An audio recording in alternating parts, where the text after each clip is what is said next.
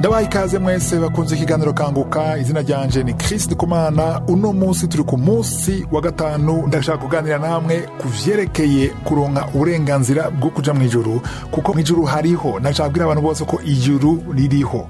Hari abantu bavuga ngo nta juru ribaho, ngo ni ibintu by'amadini, ariko nabwire ko umuntu wese agenderwa n'ijambo ariko aranyumviriza yoko yotahura ko hariho ijuru. Wararemwe, hari Imana yakuremye, kandi umuntu wese ari ngaha ko aranyumviriza azogira igihe ava ku isi. Abantu bose ko arahakana ngo nta juru ririho ntibazi ibikurikira inyuma y'ubuzima bwo ngaha ku isi. Nta numwe abizi, baravyanka ariko ntibazi ibizokurikira. Woshobora kumbaza ati none wowe ubizi gute kandi kuri ngaha ku isi? Ndabizi kubera ijambo ry'Imana riratubwira yuko hari ubuzima bundi inyuma y'ubuno buzima bwo ngaha ku isi. Ikintu cyose kihari kizohera, ariko umuntu afise ubuzima ariko aranyumviriza azosaza canke azopfa, ariko niyamara kuva ku isi hari ubundi buzima buzokurikira mu nyuma. Nico nkunda kubwira abantu, ni vyiza gutegura kazoza yawe yo ku isi, cyane cyane ugategura kazoza y'ubuzima bwawe inyuma y'ubuno bwo ku isi. Kuko nimba wimzera ko amajambo dusoma muri Bibiliya ari ijambo ry'Imana, ukamenya yuko ivyo Yesu yavuze vyose vyari ivyo, nukuvuga yuko ijuru ririho. Rero niko mbwira abantu bizera ko aya majambo dusoma muri Bibiliya Yesu yavuga ari amajambo y'ukuri. Kuko hari abantu benshi bavyemera ariko babayeho mu buzima bishakiye, bakaba mu kunezerwa n'ibintu vyo ku isi, kandi ugasanga barahushije ijuru.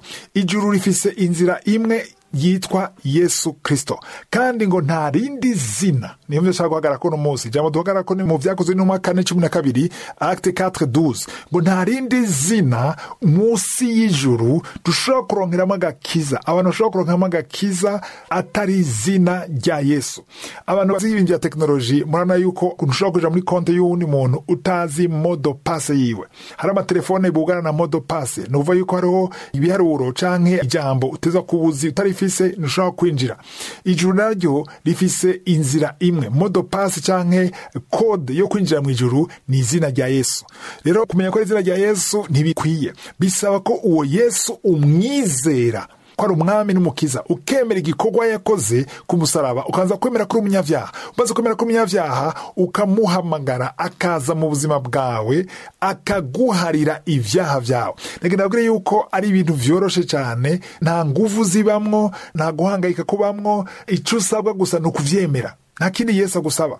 Kwera ikiguzi Yesu yarakirishe, yabambwe ku musaraba, yemeye gupfa kugira ushobore kuronka ubwo burenganzira bwo kuja mu ijuru. Rero yaramaze kurangiza. Nubwo Yesu yapfiriye abantu bose, abazomwizera bakihana nibo bonyene bazokwinjira mu ijuru. Nandi gitubona muri Bisirayeli aya majambo nuko utazokwireguza ikintu na kimwe imbere y'Imana. Ubwa mbere wo kuranyumviriza, umuntu wese akoranyumviriza azoca imbere y'Imana, ariko umunsi rubanza ntuzovuga ngo ntavyo wamenye. Kandi ijambo ry'Imana rivuga mu Filipi 2:11, Philippiens 2:11, ngo indimi zose zizokwatwa ko Yesu ari umwami. Kandi umurongo w'icumi nawo nyene avuga mu Filipi 2 ngo amavi yose azofukama. Nuvuga yuko naba banka kwemera Yesu, umunsi rubanza bazofukama imbere yiwe. Rero ni vyiza no munsi gutahura ko aya majambo ndakubwira ko ari ibintu vyoroshe, nta bintu vyinshi, nta buhinga burimwo. Emera gusa igikorwa Yesu yakoze, wemere ko umunyavyaha, uzi imbere yiwe aguharire ivyaha vyawe vyose, ucike icyare mwigisha. Ibikurikira ni igikorwa cya mpwemu yera canke Mwuka Wera azokuyobora. Kuko benshi bakona vuga ngo none ko namwemeye, namwatuye, none ko tacyahindutse. Igikuru cyo kumwatura gusa no kwemera ko akuyobora, hanyuma akaba umwungere wawe. Iyo umaze kwakira Yesu, hari intambwe zikurikira. Abantu benshi baraduhamagara ku ndwi cyangwa ku cyumweru, turonka amatelefone menshi y'abantu bashaka kwakira Yesu.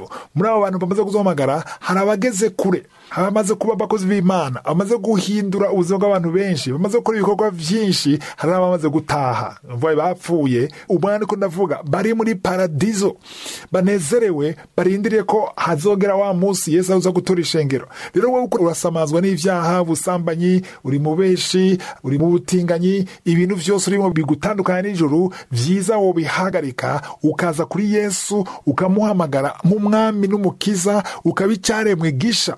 Nta kindi bisaba, nuko nuko witandukanya ukagira ubuzima bushasha, kuko naco bimaze kwibohera kuri ivyo bintu bikuryohera vyo kwisi umwanya muto, hama ukazokwicuza igituma wanse guhitamwo uyu musi.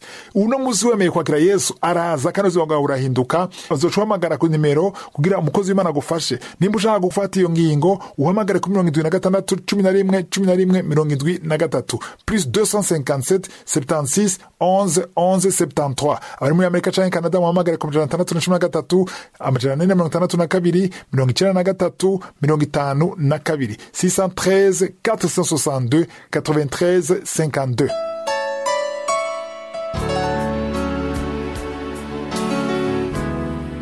Ubu tugeze mu mwanya w'inyigisho, turakomeza igitabo ca Esteri. Twagitanguye ku munsi wa mbere, nabasavye ko muba mwasomye igice ca kabiri.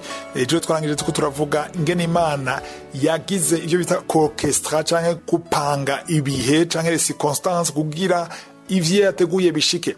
Vyari bikenewe ko Esther ariwe aba umwamikazi, ariko kugira aba umwamikazi siwe yagiye gusanga umwamikazi. Hari ibintu ushobora gusaba, hari ama opportunity canke ibintu bigushikira wewe wagiye gusaba, ariko hari ibindi wewe udasaba. Imana yonyene ibikora mu buryo wewe udashobora kwibaza. Arakazi gasaba ko udepoza, ugenda gusaba ukandika ikete, ariko hari ibindi Imana ishobora gukora wewe utanasavye, abantu bakaza kurondera huri gukora umugambi w'Imana. Cyangwa ukagenda mu bintu waruzi ko ari byo vyiza ku bwawe, bijanye n'ingene wiyumvira n'ingene abantu bose mubana muyumvira, ariko ugasanga ari imiryango yugaritse. Nagenda babwire yuko imiryango ikingwa yose si Satani ayikinga. Abantu benshi bazi ko iyo umuryango wugaritse ari Satani wugaye. Hari imiryango Satani yugara, ariko ari imiryango Imana yonyene yugara. Iyo umaze kubitahura rero, ntusura kwidodomba, urasenga ukavuga uti Imana, uno muryango utakingutse nuko wowe udashatse kukinguka. Rero Imana yavuze igituma uwo muryango utaruguruka.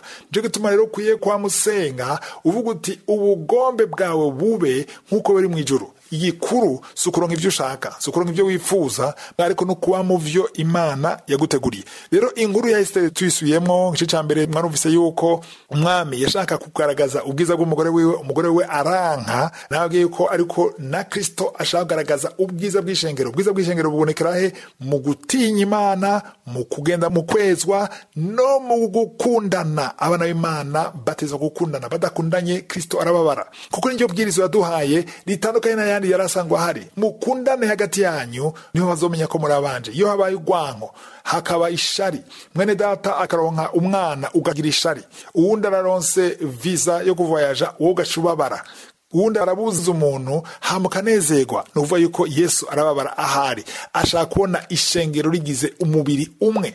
Hamwe ukuboko kubabaye, ukuguru nikushaka gukomeza kugenda, kandi ukuboko kwakomeretse. Niyo shusho Yesu afise. Rero ngaha ngene uyu mugore yanse kumvira umugabo wiwe ni ibintu bitumvikana. Nta kuntu umwami nka Ahasuwerusi canke Aserus afise ububasha bwo kuganza ibihugu bishika 120 kuva mu Buhinde gushika muri Ethiopia no muri Afrika. Nta kuntu ico gihe umwamikazi yagushobora kubugarariza. Hari gihe rero umutima ukomantara utazi igituma wakomantaye. Mu gice ca kabiri nabasabye mu gisome, ariko imbere ko tukijako ngira manze ngira ico mvuze, kuko mu gice ca kabiri usomye kuva ku murongo wa 3 ushaka kwa 4 turabona ngene mu bakoga beza habaye gutora umwe, habaye nka concours nk'ibi bavuga ngo défilé de mode no munsi, byasaba ko abakoga beza bisugi babegeranya bagatora umwe. Niho hagiye gutorwa Esther. Ariko imbere ko tuja mu gice ca kabiri nagira mvuga ikintu gikomeye ngaha kuvyerekeye gukomanaza umutima. Uyu mugore Vashti, ariwe Vashti, umwamikazi, yarakomanajwe umutima. Ntivyumvikana ngene ashobora kwankira umwami.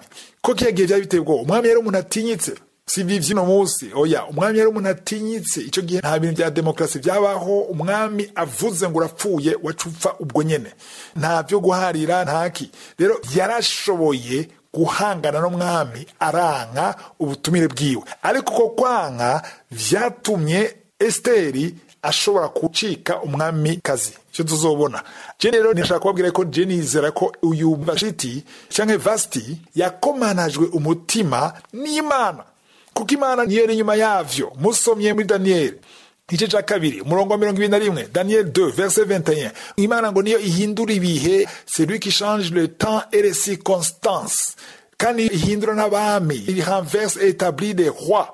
niyitanga n'ubwenge. Nuvuga yuko hari umuntu ashobora kwanka ikintu utumva gituma ya chance, ariko ko kwanka kwiwe ugasanga ni Imana yamukomanaje umutima. Mwibuke Farawo ngene yanse kurekura ubwoko bw'Imana. Ijambo ry'Imana rivuga ngo Imana yamukomanaje umutima. Dieu a endurci son cœur. Suvuga ngo Farawo ngo yari ntagondwa. Oya, Farawo umwami wa Egiputa, Imana yaramukomanaje umutima kugira yanke kubarekura, hambitangaza bikoreke.